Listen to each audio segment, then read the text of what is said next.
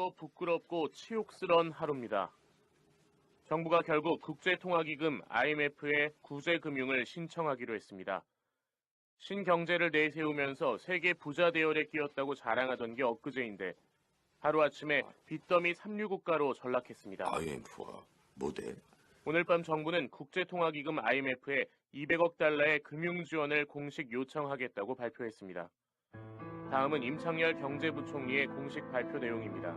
국제통화기금의 유동성 조절 자금을 지원해 줄 것을 요청하기로 1997년 11월 21일 윤진이의 첫 출근 날, 그리고 내 생애 최초로 채용 합격 통보를 받은 날, 거짓말처럼 나라가 망했다.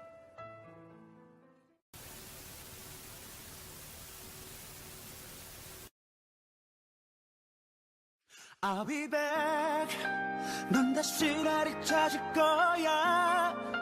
그때 다시 내가 올 거야. 그 누구도 너를 나보다 사랑할 순 없기에.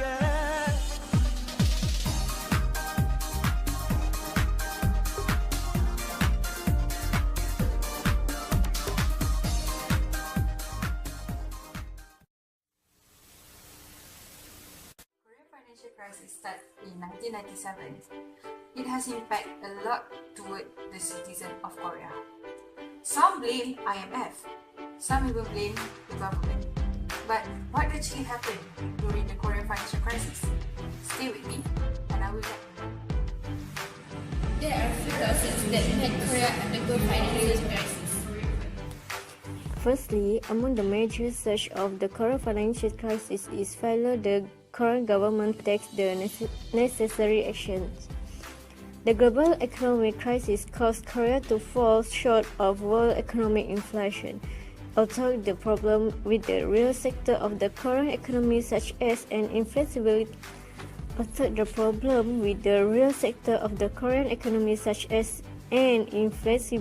labor market, concentration of economic power in tribal and tribals unhealthy structure have been intensively analyzed and prescribed. The government failed to take appropriate action to remedy them over several years. This caused when the economy was slowed down and they early take the way for the benefit before the crisis more trouble. Here are some of the effects of Korean financial crisis in economy and social. Let's check it out. There are over 2 million workers lost their job in 1998 and more than 800,000 people were laid off in 1999 until 2000. Statistics show that more than 9 of every 10 unemployed persons during the crisis period were displaced workers, which implied that structural adjustment of the labor market was fast and dramatic. Most of the unemployed come from the construction, trade, and manufacturing sector. The National Police Office 1999 held that there are 46% increase in case of domestic crime from 855 cases in 1997 to 1,243 cases in 1998. Family dissolution. In Korea, family there has traditionally been highly dependent on the father and husband for all economic resources. The hard increase in unemployment undermined the very role of the Korea family. There are 23.9% of unemployed households say they had experienced a sustained marital crisis like a birth, divorce, and several conflicts. Through the Metropolitan City Office of Seoul officially reported that the number of homeless increased from 2,550 in September 1998 to 6,000 by the end of the year. Several unofficial estimates by non-governmental organizations or NGO also put the number of homeless at around 10,000. For economic crisis, at the end of 1997, South Korea companies were unable to pay off their loans. The stock market crashed and the Korean currency lost half of its value. Korea also forced to bear high debt burden. By the end of 1997, gross foreign debt stood at US dollar 120.8 billion, a total debt equivalent to 25.3% of GDP. Net foreign debt also increased steadily, and there were increasing concerns about the country's ability to meet debt repayments as well as over the increasingly short-term nature of the debt. Short-term debt as a proportion of the total debt stood at 57.5% by the end of 1996, up from around 30% of the total in the early 1990s. Personal incomes decreased, and the income gap between the rich and poor grew wider. Between the third quarter of 1997 and the same quarter of 1998, workers' real incomes fell by 14.2%, incomes in urban areas fell by 14.4%. The ratio of the top 20% of incomes to the bottom 20% of incomes increased from 4.49% to 5.47%. Reform the policy. Today we'll be focusing on three policies that is being reformed in the Korean financial crisis. First, strengthening legal and regulatory infrastructure.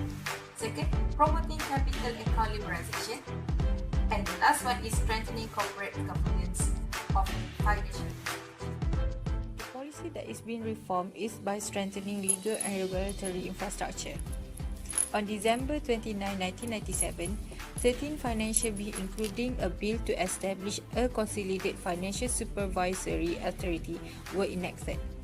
It is ironic to note these bills were for the most part based on recommendations made by the presidential financial reform that had been launched in January 1997. And the bill were for all practical purposes the same bills the national legislature had refused to enact on November 16. And in January 1998, existing separate financial supervisory organs were merged into a consolidated financial supervisory service (FSS) to serve as an administrative body for the FSC. The Financial Industry Restructuring Act was amended so as to give FSC and FSS effective statutory authority to order write-off, mergers, suspension and closure of ailing financial institutions. Earlier, the Korean Asset Management Corporation (KAMCO) was reorganized and an NPL resolution fund was created within the KAMCO to facilitate the purchase of non-performing loans from the financial institution. In order to further liberalize capital account transactions, the government has taken numerous measures over the past several years. For example, a free-floating foreign exchange rate system was adopted in December 1997. Restrictions on M&As by foreigners were abolished in February 1998.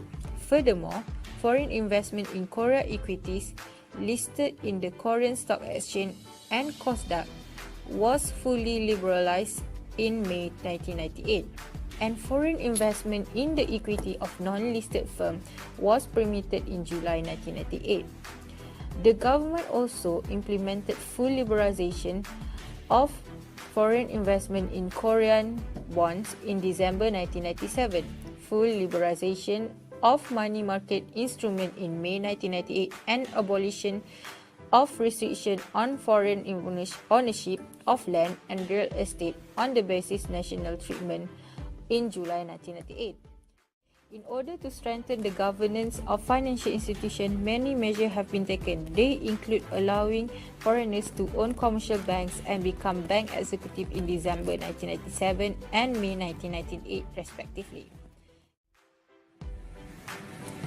IMF, or International Monetary Fund, has become the most controversial topic in the Korean financial crisis. So, I'm going to talk more about what is the IMF role in the Korean financial crisis. The Asian financial crisis that struck South Korea in 1997, also known as the IMF crisis. This crisis occurred almost 20 years ago, since the nominal ages of bad times. The crisis is a shift in the country's employment system and increase in inequalities in addition to affecting psychological change. The crisis is still considered important for some Koreans who do not have permanent jobs in large companies and have high education. By the late 1990s, South Korea was one of the fastest growing economies in East Asia, and the growth is driven by a conglomerate family that has the support of the government. Many companies in Korea are not able to pay the company's debt and the government does not have foreign exchange saving help settle down their debt. This situation has led the debtors to get bailouts from overseas as they have no other options. Korea was one on the brink of bankruptcy in November 1997 at that time. This bailout has helped greatly improve the Korean economy. The South Korean president, personally led by Kim Dae-jung, has encouraging to change the habits and methods of saving that have been used to spend. Cheap export, arising from weak currency, have affected indirect expenditure. However, the Korean economy is recovering by the 1990s, which shows double-digit growth, despite optimistic projections.